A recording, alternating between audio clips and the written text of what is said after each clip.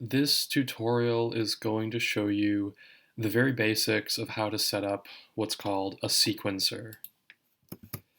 And a sequencer is an important tool in electronic music, not just in pure data. And it does exactly what it says it does. A sequencer allows you to make things happen in a sequence. It allows you to make sort of multiple things happen in a specified order. A lot of what we've done in our class so far is sort of like real-time interaction with pure data patches. What a sequencer allows you to do is set something up and have that sort of go without you having to control every step of the process in real time. To kind of show you what I mean by that, I'm going to play this oscillator a little bit. Just turn up the volume here.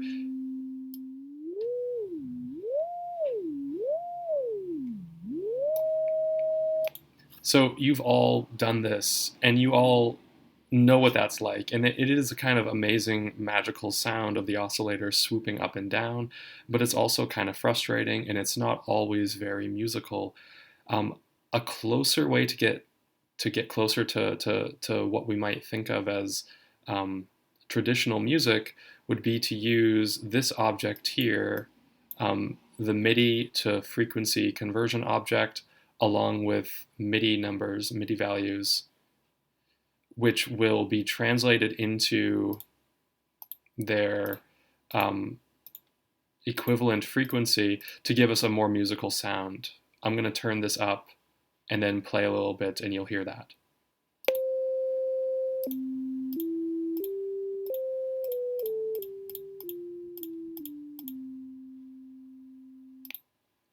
So much more musical, but still I have to click every single one of these in order to make something happen.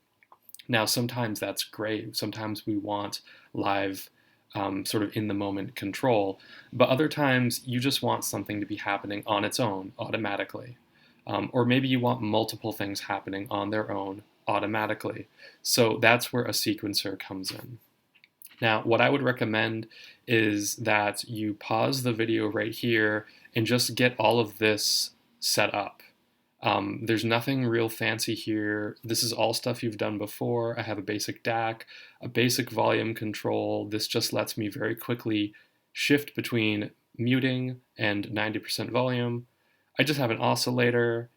This is a number box, which is doing two things. I can either change the numbers manually to change the value of the oscillator, or I can also use it to kind of as a scope to see what's coming out of the MIDI to frequency box right here.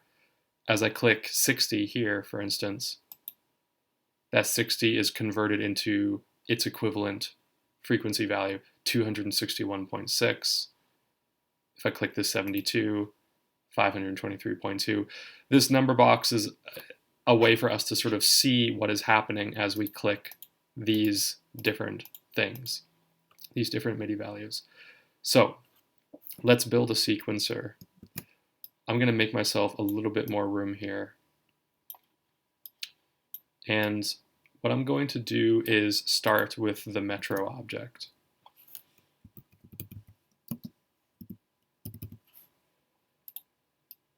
Metro object is an object that sends out a bang every specified length of time, where the time is given in milliseconds. So this Metro will send out a bang every 500 milliseconds. I'm going to put a bang just below it so that you can see. And you will notice that nothing is happening yet, because Metro needs to be turned on. You do that with a toggle.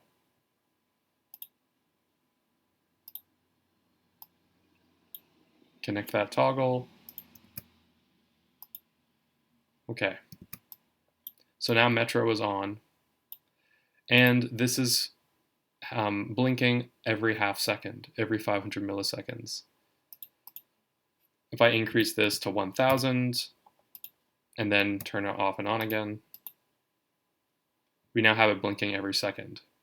1, 1000, 2, 1000, 3, 1000, etc. So this is the building block of our sequencer. This is what's going to provide the pulse, the fundamental pulse. The next thing we want to do is create this object, a very simple object. Its name is f. F is short for float. Float is the pure data term for a number that has a decimal point in it. We're not going to be working with decimal points, but that's just what that means. The next object I'm going to create right next to it, to the right, and it's going to be an addition object. And it's going to be an object that will add 1. Now, this is where it gets a little tricky. I'm going to connect the bottom, the outlet of float, to the left inlet of this addition object. What that will do, just to show you, is as Metro fires out, it will send a bang to this float object. Float stores a number. Because I gave it no argument, it defaults to storing the number 0. When float receives a bang, it sends out its 0 to this left inlet right here. That 0 gets added to 1, and we get the result of 0 plus 1, which is 1. So far, not very exciting. Where this gets special is when we connect the outlet. We're going to connect the outlet of our addition object to the right inlet of the float object. So we have a kind of X happening here. Now, I'm going to create another number object, connect it to the float object. This is just kind of hanging out over here, and I'm going to turn on the Metro.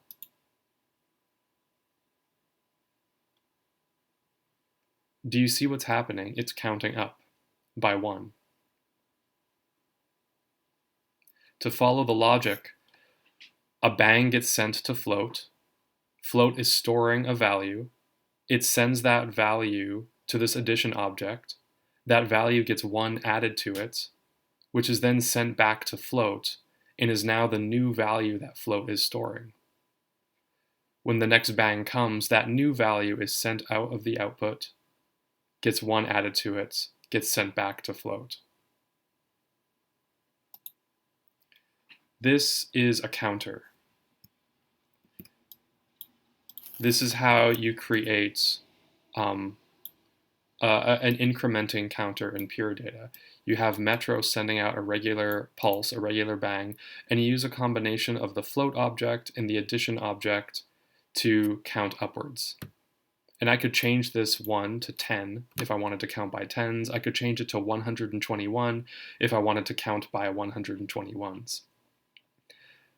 Why are we doing this? Because we need, for a sequencer to work, we need a way to be able to know, we basically need to break things down into a pattern that loops continuously, and we need to have positions within that pattern, like the first position, the second position, the third position, and so on. So this counting upwards is cool, but it's not a loop. A sequencer is going to be a thing that loops over and over and over. This is not a loop. The way we loop is with another object in pure data. I'm going to make a little bit more room here. This object called mod. And you have to give mod an argument. I'm going to give it, just to start, an argument of 4.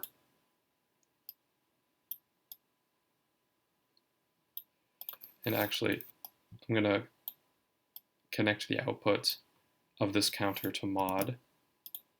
And we're going to connect that number object right there.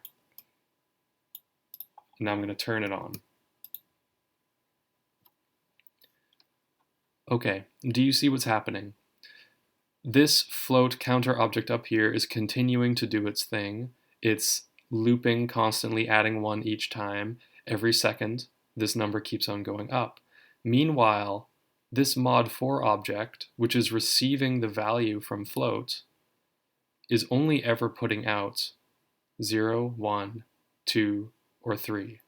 0, 1, 2, or 3.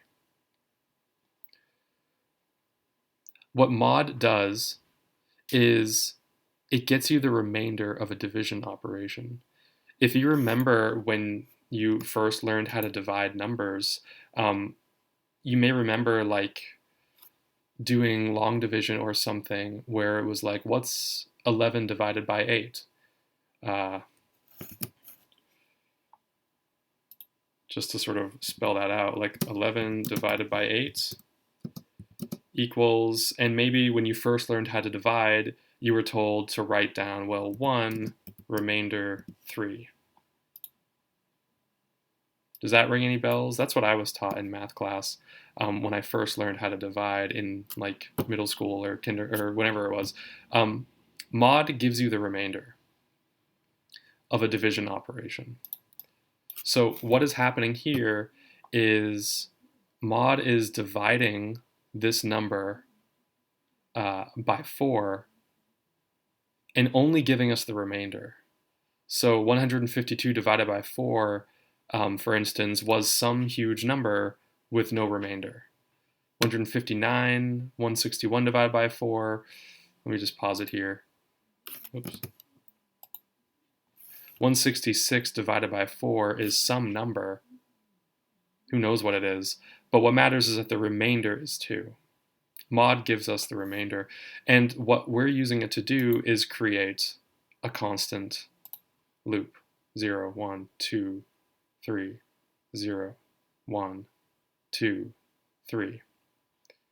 Mod basically lets us turn an ever-growing incrementing number into a cycling loop. I'm going to change this mod to a mod 8, and you'll see that it's going to count now all the way up to 7. 6, 7, back to 0. Cool. So, with all of that out of the way, we need the next and sort of final piece of our puzzle. And let me just make a little bit more room. I'm going to use the select object, which is an object that you've seen before. We've used it with the key object.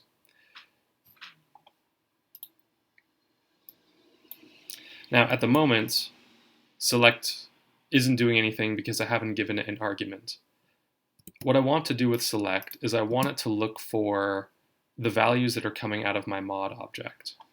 I have mod 8, which gives me a range from 0, 1, 2, 3, 4, 5, 6, 7, back to 0. So those are the only numbers I'm looking at, or that I'm working with here. So I'm going to tell cell to search for those.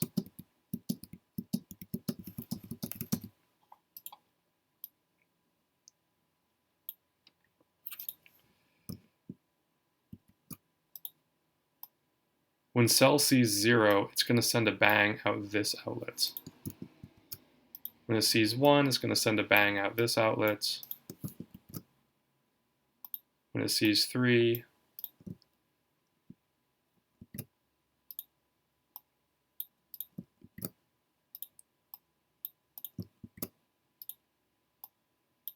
and I'm just going to go ahead and fill in the rest of these.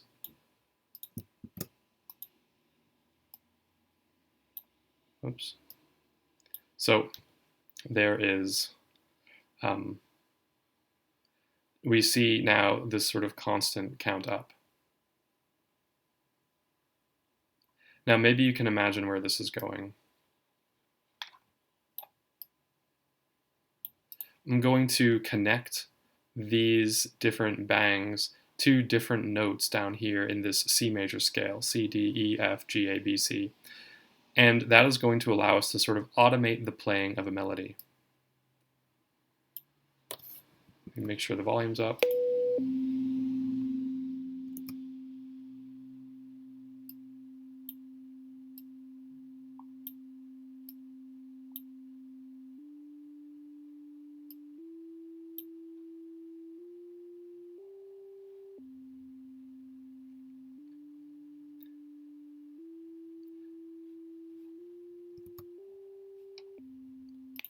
I'm going to increase the speed of the metro, make things a little more interesting. And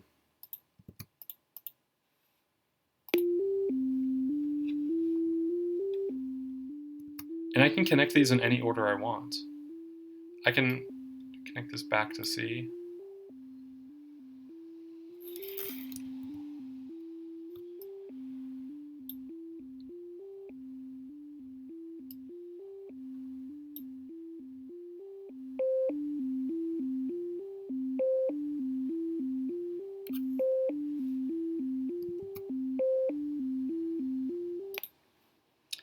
And then I can increase the metro speed even further.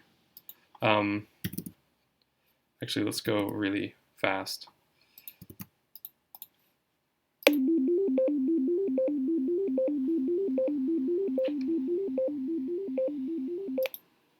Cool.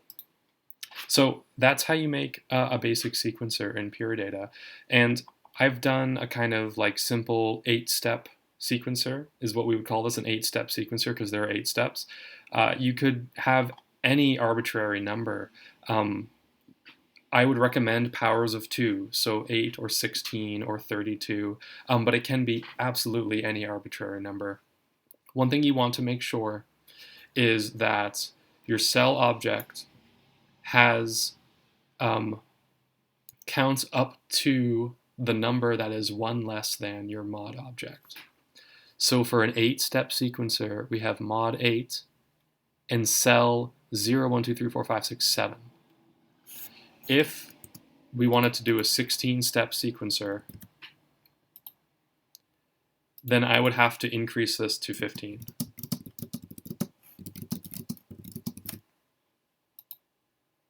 And all of a sudden, I need a whole lot more connections to be made. These bangs right here are not necessary. I only put them there so that you could see visually what's happening. They are not necessary, though. You can simply make a connection bypassing that bang. Cell is sending bangs out when it, like for instance, when cell sees the number 12, it's going to send a bang out this outlet, and it's going to bang this message, which is going to send that information here to MIDI to frequency, and is going to then do that conversion to create the frequency in hertz, which it's going to send to the oscillator, which is going to send to the amp. You do not need these bangs. I only put them there so that you could see. I recommend having some kind of visual feedback, though, just for your own benefit. It's very helpful to be able to visually see what's happening. So that's the basics of how to make a sequencer.